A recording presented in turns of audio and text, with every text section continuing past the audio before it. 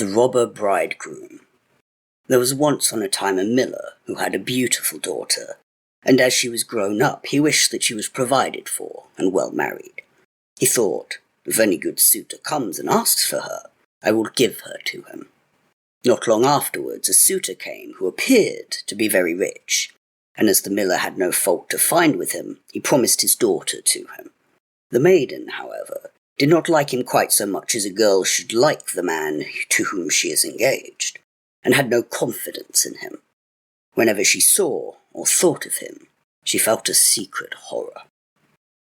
Once he said to her, "Thou art my betrothed, and yet thou hast never once paid me a visit." The maiden replied, "I know not where thy house is."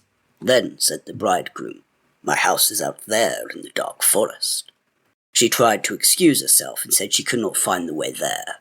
The bridegroom said, "Next Sunday thou must come out there to me. I have already invited the guests, and I will strew ashes in order that thou mayst find thy way through the forest." When Sunday came, and the maiden had set out on her way, she became very uneasy. She herself knew not exactly why, and to mark her way she filled both her pockets full of peas and lentils. Ashes were strewn at the entrance of the forest, and these she followed, but at every step she threw a couple of peas on the ground. She walked almost the whole day until she reached the middle of the forest, where it was the darkest, and there stood a solitary house which she did not like, for it looked so dark and dismal.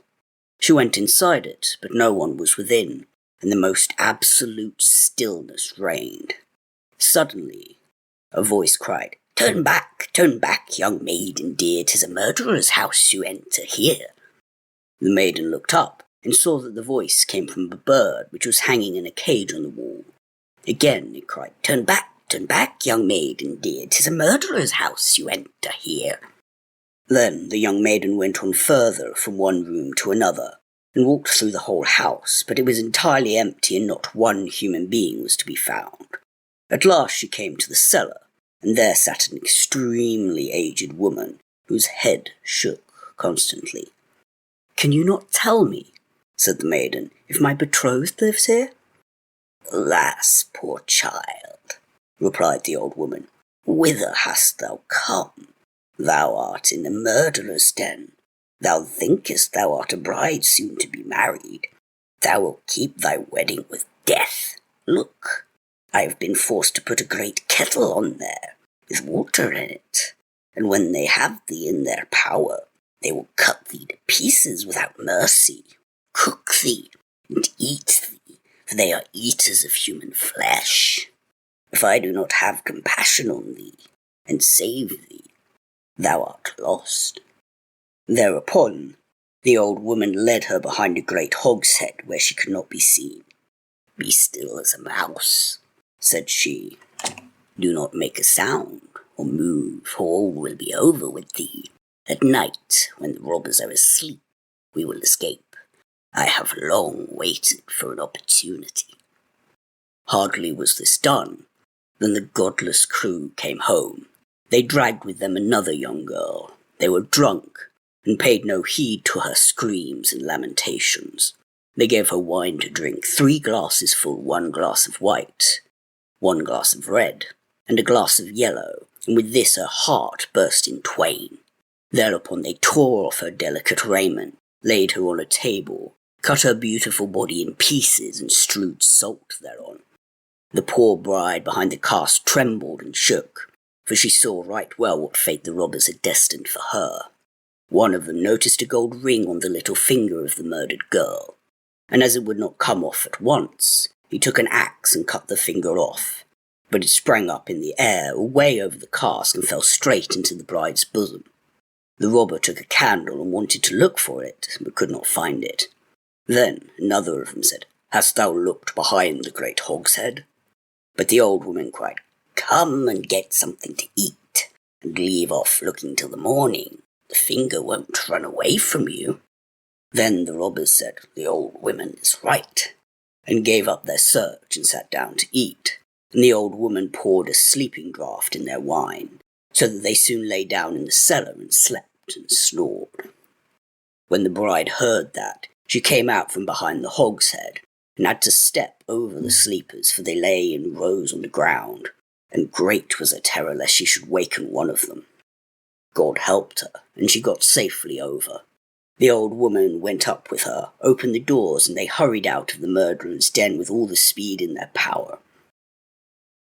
The wind had blown away the strewn ashes, but the peas and lentils had sprouted and grown up, and showed them the way in the moonlight. They walked the whole night, until in the morning they arrived at the mill, and then the maiden told her father everything exactly as it had happened. When the day came when the wedding was to be celebrated, the bridegroom appeared, and the miller had invited all his relations and friends. As they sat at table, each was bidden to relate something. The bride sat still, and said nothing.